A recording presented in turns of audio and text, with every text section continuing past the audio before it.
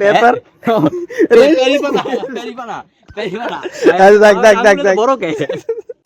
তো আজকে হচ্ছে হইতেছে কয়টা বাজে?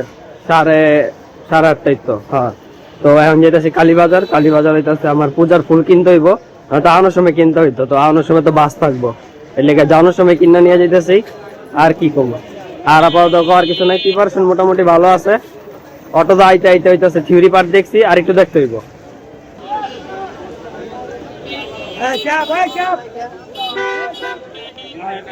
সকাল সকাল এত ভিড় থাকে আর কি করবো, চিপা চাপা তো দুইটা বাইরেতে।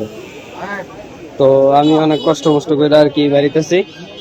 তাড়াতাড়ি বাইরে গেলেই চললো, নয়তো আমার পরীক্ষা দেরি হয়ে যাবে। আর কিছু না, ক্লাস থাকলে তো সমস্যা ছিল না, কিন্তু যেহেতু পরীক্ষা, তো একটা তো তারা ওরা কাজ করতেছে, যেহেতু টাইম এনাফ আছে।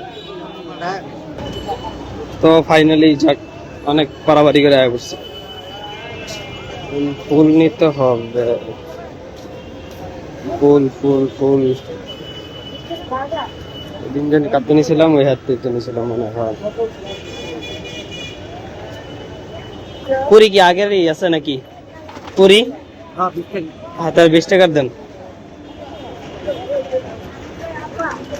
মানে প্রায় সবসময় ফুল পাওয়া যাবে।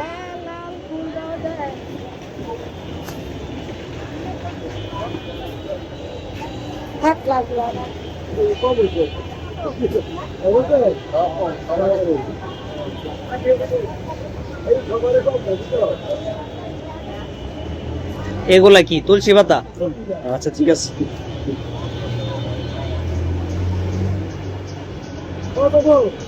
এটা কি ফুল?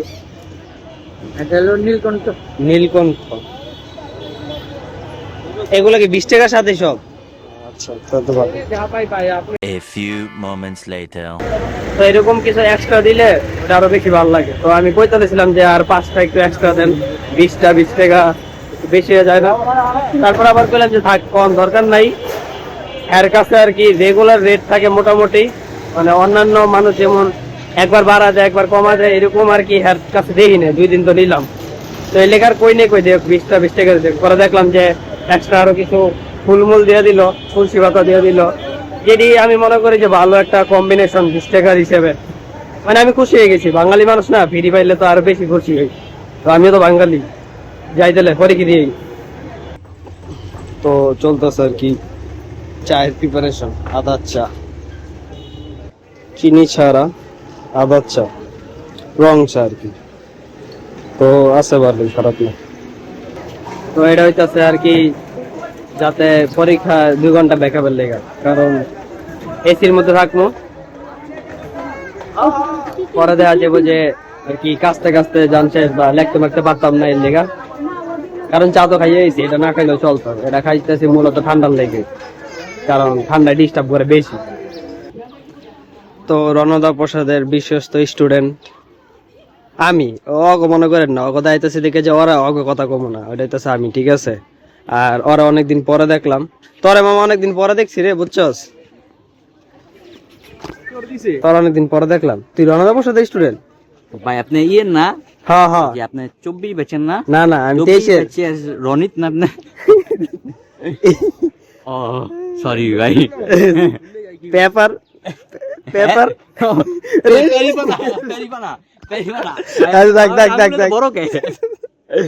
3টা বাজে।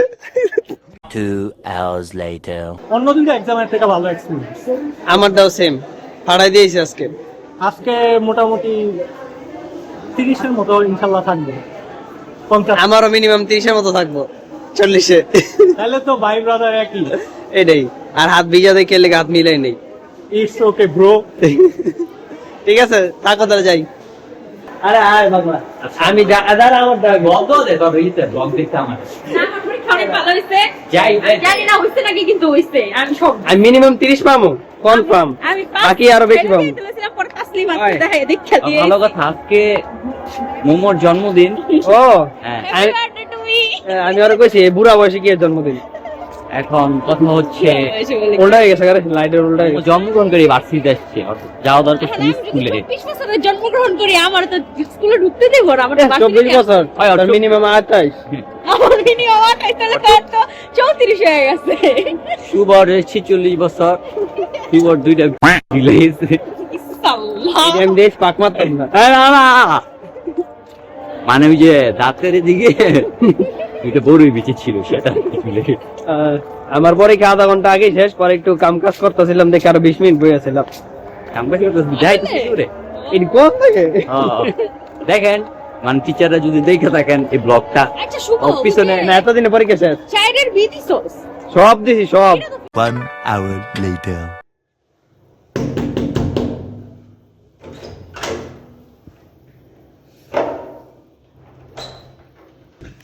তো এটা দেখাইতেছে এটা কি আসলে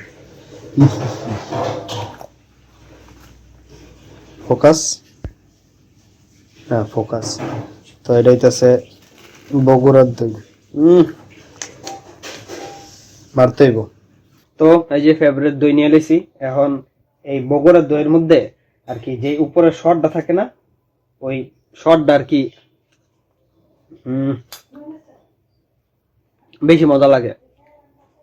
তো যখন আরো ছোট ছিলাম তখন দাদাই নিয়ে তো দাদাই আনলে কি করতাম, উপরের শট দি আস্তে আস্তে চামিচ দিয়ে খোঁচায় খোঁচায় খোঁচা খোঁচায় উপরতে কাঁচা কাঁচা লয়ে নিতাম, পরে বিদ্যুৎ দেখে যেত।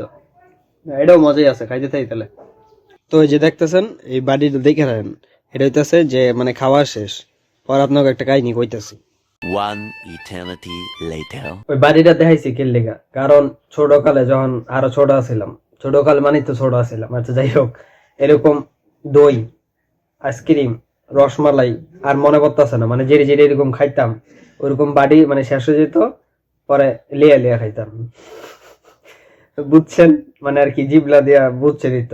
তো এটা কিন্তু ছোটবেলার কাহিনী কইতাছে আর কি, এখন একটু বয়স হয়েছে বুঝেন নাই, বুড়ো হয়েছি, তো এখন তার এডি তো এডি কি মানে এডি মনে পড়লে আসে। তো আপনারা কারা কারা এরকম করছেন আমি জানি করছেন ভাই, কমেন্টে কই দিন, কইতে তো শরম পাইবেন জানি। আচ্ছা থাক, কম লাগবে না, করছেন আপনি, হাসি দিছেন মানে বুঝছি, ঠিক আছে আপনিও করছেন।